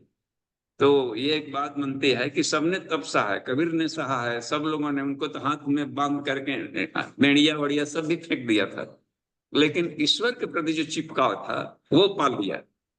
और अब देखिए वाल्मीकि को देखिए, रत्नाकर डाको, वो कहाँ संस्कृत पढ़ने गया, लेकिन तपस्या जब शुरू किया था शरीर पर दीमक लग गए थे टीलन, और एक दिन केवल सरस्वती विराज, शरीर के भीतर में ही सारे देवी देवता हैं, बाहर से नहीं आते। तपस्या करेंगे, छिलका हटेगा, कचड़े हटेंगे, तो भीतर से आत्मा से प्रकाश आ जाएगा। जब आत्मा अमर है तो अनंत काल में सारे ज्ञानियों के बीच में भी रहा होगा, हम सब राम जी के समय में भी रहे होंगे, तो कुछ न कुछ कितना हो बहुत छात्र रहे होंगे, तो ज्ञान तो ईश्वर बैठा है भीतर में, तो सारा तो ज्ञान भीतर भरा पड़ा है। उन्होंने तपस्या से लेयर को हटा दिया, सरस्वती प्रकट हो गई। एक हंस हंसनी के जोड़े में से एक बिछड़ा था, उनके वियोग में इन्होंने जो वाक्य बोला संस्कृत में बोला था और एक काव्य बन गई। बाद में सोचा करें ये वाक्य हमने कहाँ से बोल दिया, तो काव्यता भी प्रकट हो जाती है भीतर से। तो ये भीतर में आत्मिकी के गुण है कि वो सारे गुण प्रकट होने लगते हैं धीरे धीरे। सरस्वती तो जीवा पर नाचने लगती है साधक। तो हमें कोशिश करें अपने आप को अधिक से अधिक तपस्वी आगे को तप करते जाएं, और उसके साथ में जोड़ते हैं दोनों। हे अर्जुन तपस्वी भी अधिको योगी, केवल गलाई मत कर, ढलाई भी कर। उसमें ज्ञानी भी हो चमतोधिकम, केवल पढ़ मत, प्रैक्टिकल करके उसको जोड़ लाइफ में। तो इस तरीके से बात बनती है, प्रैक्टिकल भी कर, केवल थ्योरी गाय बाएं पकड़ने से बात नहीं बनेगी, तू लाइफ में उसका एप्लीकेशन कर। तो वही बात बन गई है कि तस्मात् जोगी भव अर्जुन। ठीक है, धन्यवाद। चलिए 2 मिनट और टाइम है। सुभद्रा दीदी, बाबूजी प्रणाम। सभी साधकों को प्रणाम। बाबूजी कहे जो मेरा काम है वही तप बन जाता है, या जैसे आपने बताया उदाहरण में कि आप ट्रेन में थे, खड़े रहे तो वो तप हो गया। तो आप उस स्तर के हैं तो आपके मन में तप आई। साधारण लोगों के मन में काम के प्रति वो तप की भाव तो नहीं जगती, तो जब भाव नहीं रहती है तो फिर वो तप कैसे बनेगा? अब हम कोई देखिए भी काम कर रहे हैं उस समय तो हमारा ध्यान ही कुछ नहीं रहता है कि हम क्या कर रहे हैं कि नहीं कर रहे हैं, या तप कर रहे हैं, बस वो काम कर रहे हैं या तो बैठ गए, उसको तब से कैसे फिर समझ में आएगा? देखिए एक बात तो साफ है कि संसार के कोई भी आदमी हो फायदा के लिए जी रहा है। बिजनेसमैन हो, उसमें हो, खिलाड़ी हो, उसको प्रगति होनी चाहिए, बस फायदा दिखना चाहिए विद्यार्थी हो। तो उनको जो घटिया जीवन जी रहे हैं, जो अभाव में है, गरीबी में है, तंगी में है, रोग में रह रहे हैं, तो उनको फायदा बताइए कि आपको फायदा फटाफट फटाफट फायदा, यूं यूं यूं। अब उसको फायदा बताएं, और रोग वर्तमान स्थिति में कितना दुख सहना पड़ रहा है, दुख के घाटे और निरोगता के फायदे, और पाना आसान, उसको आसान टेक्निक बता देंगे तो उसके लिए सोचेगा इतना फायदा है, इतना फायदा, तब तो हम किसी तरीके से कर देंगे, एकदम छोड़ देंगे। 4 दिन तो हमको खैनी नहीं खाना है, एकदम छोड़ देंगे। कहिए तो जिंदगी भर छोड़ देता है, भाई इतना बढ़िया चीज मिल रहा है, छोड़ देंगे। तो उनको रास्ते बताने पड़ेंगे, केवल उपहास मत करिए कि तुम में ये गुण, ये अवगुण है, ये गौण है, ये नहीं। समस्या का समाधान बताना है, समस्याएं नहीं गिनानी है। आज विश्व में समस्या गिनाने वाले लोग हैं, समस्या का सोल्यूशन नहीं है उसके पास। और सोल्यूशन सिंपल दीजिए कि जो उसके जीवन में रह करके कर सके। आसान, इतना तो हम कर ही सकते हैं, आसानी से कर लेंगे।